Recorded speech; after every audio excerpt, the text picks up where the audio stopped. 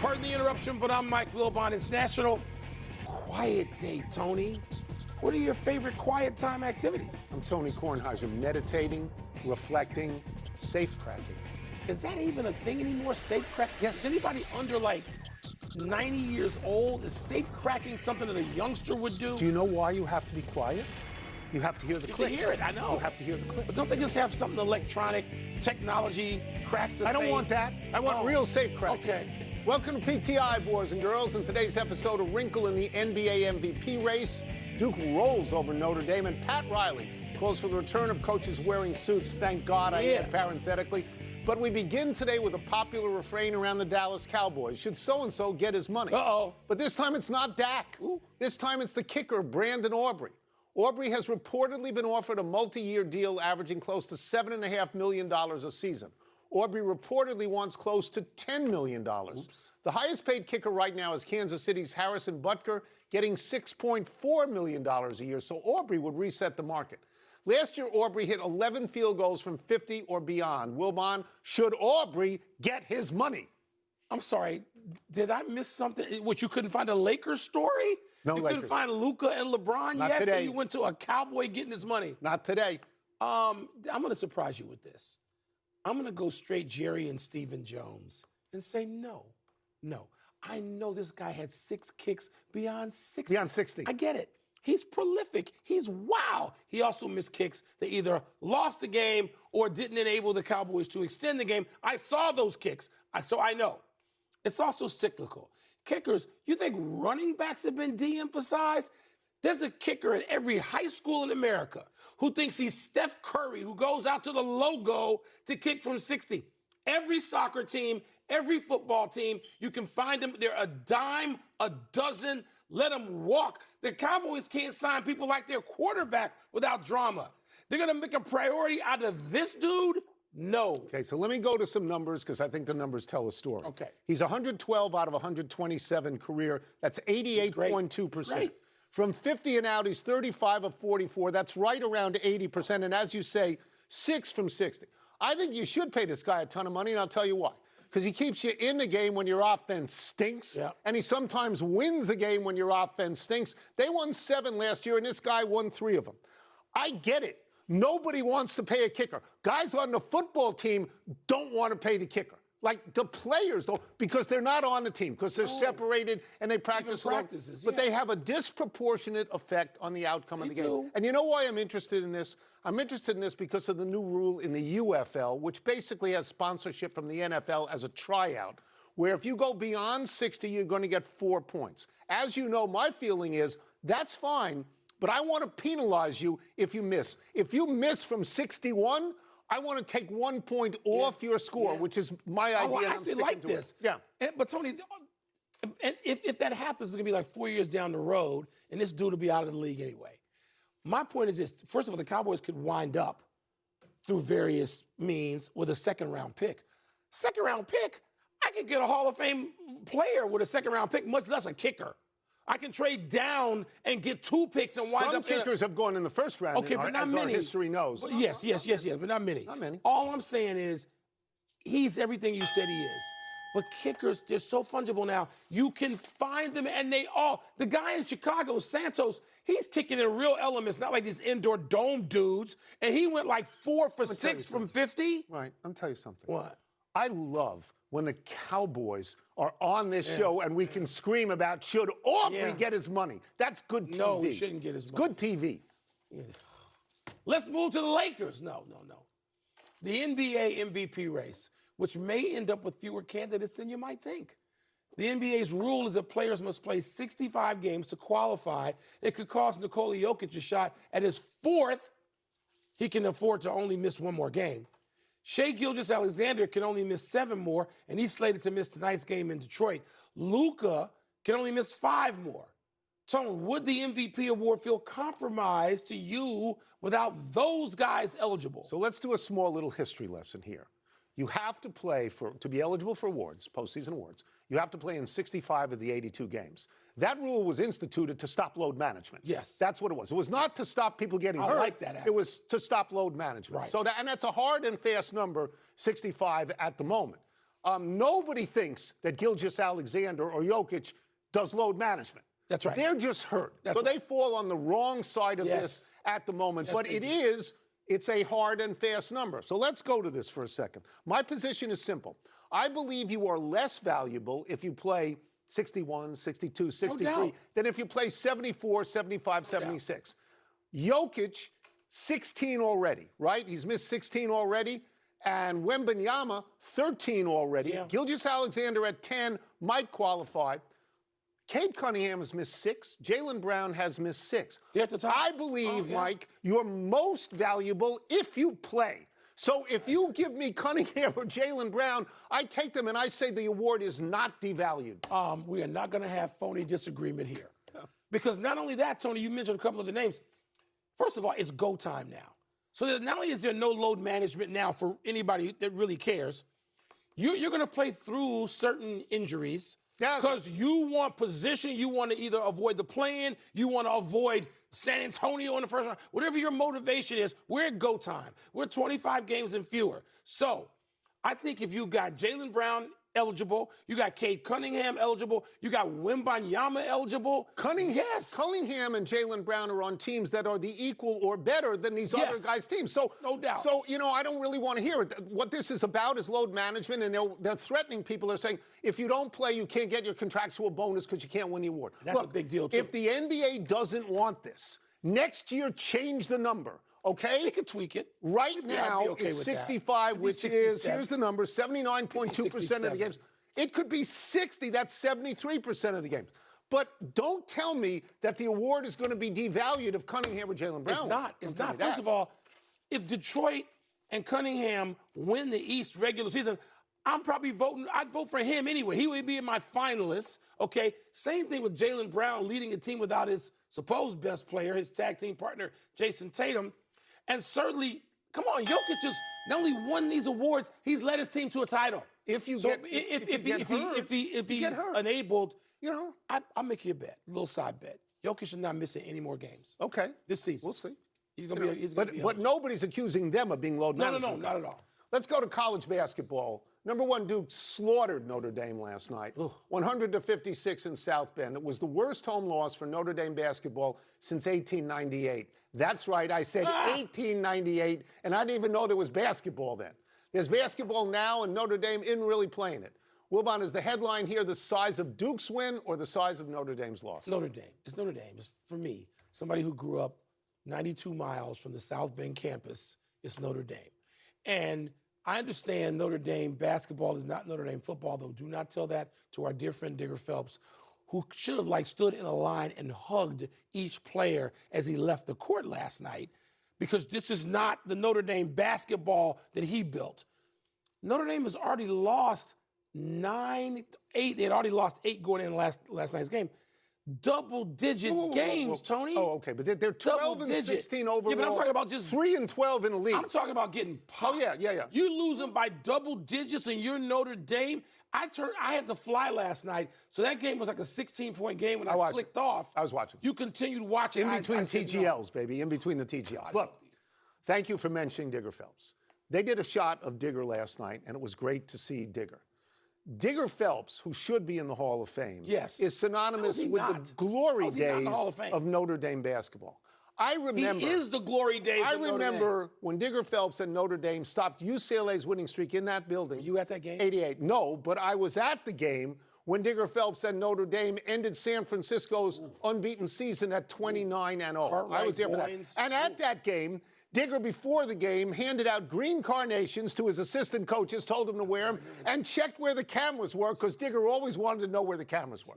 That was when Notre Dame basketball, it's never the equal of football, but it was close. It was a big deal. Now, Duke is the #1 team in the country. Yeah. Notre Dame was missing its top 2 starters. But you know the score at halftime? Big man. 54-22. 54-22. So it could have been a trap game. It was impressive by Duke, because it could have been a trap game coming off Michigan. This is nothing like what Notre Dame used to be with Digger, and nothing like it was for a lot of the years with Mike Bray. Look, Mike, I'm getting nostalgic in my old age. I said this to you last week when I saw Duke pound Syracuse. I said, something's wrong. Syracuse is lost. I watched Notre Dame. I thought Notre Dame was lost. But you know what? Duke's not lost, and they changed coaches too. They change coaches too. Duke has been able to maintain this in a way that very few other places, Kansas, not even Indiana. No. Indiana, nice loss at home to Northwestern. Wildcats. You had a good one. So Indiana hasn't been able to maintain it either. No. Not a good night for basketball in the Hoosier State, huh? No, did the Pacers lose as well? I don't know about the hoop, but the college. They always do lose. Let's take a break. Coming up, Jonathan Kuminga lit it up in his debut for the Hawks. What is the word for that? And how best to describe Pat Riley's call for coaches to start wearing suits again. Brilliant would be the word that would come to mind quickly. Put it on. I have other words. Put it on. I was there with Digger. Digger should be in the Hall of Fame. Handing out green carnations. Unthinkable that Digger is not in the Hall of Fame. I don't understand that. We're not talking about first ballot.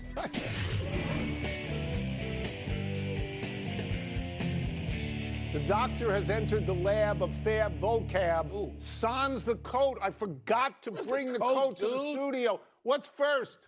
Jonathan Kuminga's debut for the Hawks was blank. My word is impressive, okay? He had 27 points, 7 rebounds, 4 assists, 2 steals in 24 minutes. Yeah. 9 of 12 from the field, 3 of 4 from 3. Against who? That floor looks Well, I'm going to familiar. get to that. Okay. He came off the bench when the score was 12-9 in Atlanta. At the end of the first quarter, it was 35-20. Now, the opponent was the Wizards, who are attempting to tank every single game. Yeah. But you have to play who's ever on the schedule. It's not his fault. Agreed. He was plus 16. Agreed. I don't know what happened between Kuminga and Steve Kerr, but obviously it was enough to force Kuminga out of Golden State. If he plays like this every night, the Hawks stole him.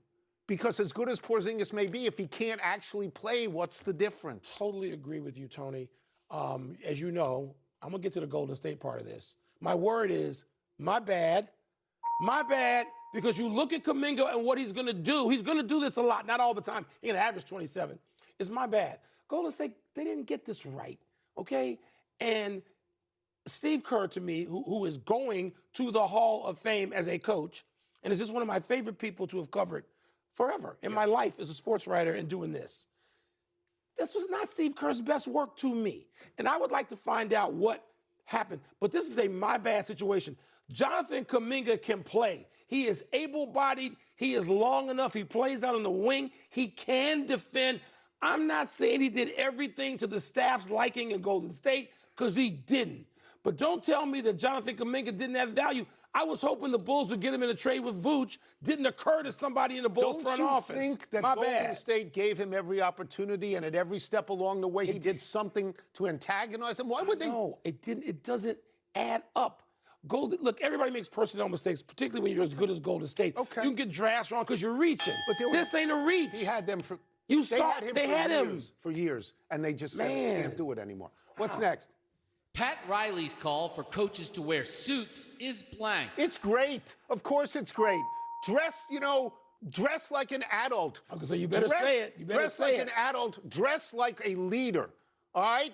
Put on a suit and tie like Pat Riley. Does anybody think that Pat Riley's coaching ability was impaired by the clothes that he wore? All of these people in sweatsuits, to me, they look terrible. They look like they lost their luggage on the airplane in. I mean, and they are out there, and it's not just them. All 20 assistants and the college on ones. Every single NBA team wears the same thing. Look, you want to wear this in practice, that's fine. Don't wear this in the game. I think you will agree with me that Pat Riley and Chuck Daly were the best-dressed coaches out there for years and years and years. Yeah. Right? Look, they elevated their profession. These guys are lowering their profession. Nobody loves a good pair of cashmere Xenia joggers like as much as I do. However, when you get to the game, you're a real man of the people. Xenia I'm just gonna say joggers. this is like the greatest compliment I've ever gotten. I'm at Dwayne Wade's retirement party. And Pat Riley says, I texted you, I was so excited. Pat Riley puts his hands on my shoulders, looks at me and says, I loved what you had on the show on, I think it was Thursday. That's it. That's a mic drop. I'm not going to get a greater compliment than that. Right. Pat Riley, put on a suit. Then wear a turtleneck. Wear a cashmere polo put on a jacket, even if it's not a suit. Get dressed. There are guys like Doc Rivers can dress. Doc Rivers has a closet full of suits. I know this. I know these guys have the suits. Do you have a word? Did you give a word? Thank God. Okay. Yeah. And the other word would have been, yeah. I don't understand why coaches think that. Do you know because the league lets them? Because there are no standards when anymore. When they are walking the sideline in that outfit, they have no authority. Pat Riley had authority. Yes, he did. Authority. And you know what? This is more important than tanking. Put some coaches in suits, and you got guys who will follow the coach. That's the final word. Less likely to tank. Let's take one last break. Still to come. It makes sense to move the traditional date of the Army-Navy game. Why do they not wear coats and ties? They look so much better. Why? They look great. They have enough money to buy them. They look really good. What are you doing? I don't get Larry Brown was really well dressed too. Yes. But nobody's Henrik Lundstrom. He's the best dressed guy in the history of sports. Really? In the history of sports. The hockey. He goes ahead of Riley. Really? The only guy ever to. Happy time, people. Happy 75th birthday, James Brown. Most of you know JB from anchoring the NFL Today on CBS. He's been doing that since 2006. Before that, he anchored the Sunday football show on Fox from 1994 until he went to CBS. And he'd done college basketball play-by-play for years. But Wilbon and I knew James from his hometown days in Washington, D.C. James Brown was a great high school basketball player at famed DeMatha, playing for Hall of Fame coach Morgan Wooten. There was talk of him going to a big basketball school like North Carolina or UCLA, but James chose instead to go to Harvard, a choice he has never regretted. When I started doing radio in 1992, I was doing 10 to 1. James followed me from 1 to 4. Wilbon, tell everyone why we love James Brown.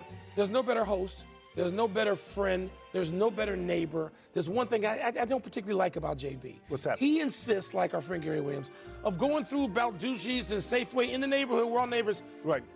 Through the produce and the fruits. And you don't do I don't want anybody in my house to think I'm ever going to touch the fruit or the veggies. I'm not doing that. JB, he's so practical. You and I have a rift about that. I like to go don't shopping. do that. Happy anniversary, Wichita State. On this day 12 years ago, the Shockers beat Bradley to become the first D1 men's basketball team to reach 30-0 in the regular season. That team was led by now NBA vet Fred VanVleet, who coincidentally is celebrating his 32nd birthday today. A couple of other players on that team, Clee Anthony Early and Ron Baker, had a few years in the NBA. Wichita was coached by Greg Marshall, who resigned in 2020 after an investigation into alleged abusive behavior towards his players. Wichita State went into that NCAA tournament as a #1 seed, got its record to 35-0 before losing to Kentucky 78-76 in the NCAA's second round. I also got to mention, 62 years ago today, young Cassius Clay shocked the world by knocking out Sonny Liston in Miami. Just a hell of an event. One of the great events of all time. I remember that. I remember the next fight in Lewiston, Maine. Yeah. Do you know Sonny Liston's real first name? I do, Charles. Charles. Sonny. People thought Ali was going to get knocked out by Sonny Liston and perish in the ring. My father was afraid Ali was going to lose his life. He was not Ali then. He was Cassius Marcellus Clay. Clay at that point. Happy trails, Sidney Crosby. The Penguins star is expected to miss at least 4. The Penguins are currently in the postseason field, but just points away from dropping out. And Crosby leads the team in goals, assists, and points. Tony, it just seems that Crosby lately hasn't been able to get to that point he did a few years ago. He's not a kid. He's not a kid. He's not a kid. And even though I would seem like I would root against Sidney Crosby, I want to see a healthy Sidney Crosby in the playoffs, no doubt. He's no longer Sid the Kid, but he's a great player. And a bonus happy trails to the traditional date of the Army-Navy game. The two teams have met in the last game of the college football regular season for nearly a century. But Army coach Jeff Monken tells The Athletic he's in favor of moving it up 2 weeks, as long as the game is still the only one being played in its window. That would allow the game to count towards the American Conference race and the playoff field, both of which have been decided a week prior to the game. It could also create space for another round of playoff games. God help us to create any more space for any more playoff games. That game needs to have exclusivity. It's earned it. It should occupy that spot alone. And so I don't care what day they play it, earlier in December, just alone. Yeah, what I was worried about when I first heard this was it would not be a solitary game, because let's say they played it on Thanksgiving Day. The NFL is on Thanksgiving Day, so you don't want that. You have to find a place in the schedule for Army-Navy. People, if for nothing else, people need to watch them march in. They do. It's one of the great spectacles in sports. Yeah, it's a wonderful market thing. away the time. You have an omission on the NBA and coaches wearing suits? Doc Rivers has a really good idea. It says wear suits at least in the playoffs. That's a great idea. And the league, I know, has an apparel deal with Nike. I don't care.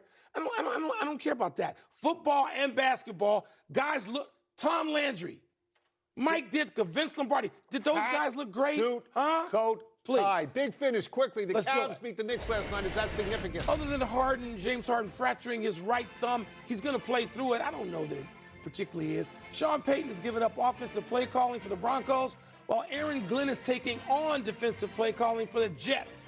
Bigger deal. There's no big deal with the Jets. Aaron Glenn says it's a superpower. Really? Let's start using it. Luka hesitated to take a game-winning shot attempt against the Magic and dished to LeBron, who missed. Your analysis. It's not that big a deal. It's a big deal is they're not great together, Tony, by any metric so far this season for the Lakers. Not offensively. Baseball's #1 prospect, 19-year-old Connor Griffin, homered twice for the Pirates in spring training yesterday. Have you seen this kid? I haven't. I want to. I want to see him in Skeens. They're bringing excitement to Pittsburgh. Tackle That's tandem. wonderful. Last one. Thunder Pistons and Celtics Nuggets tonight. Which is the more intriguing matchup? Celtics and Nuggets have most of their people playing. I think that's the more intriguing. We are out of time. We will try to do better the next time. I'm Tony Kornheiser. Looks like a little load management in OKC. I'm Mike Wilbon. Same time tomorrow, knuckleheads. And now, put a jacket on. You don't have to wear a tie. Wear a tie. You can wear a turtleneck. Dress like an adult.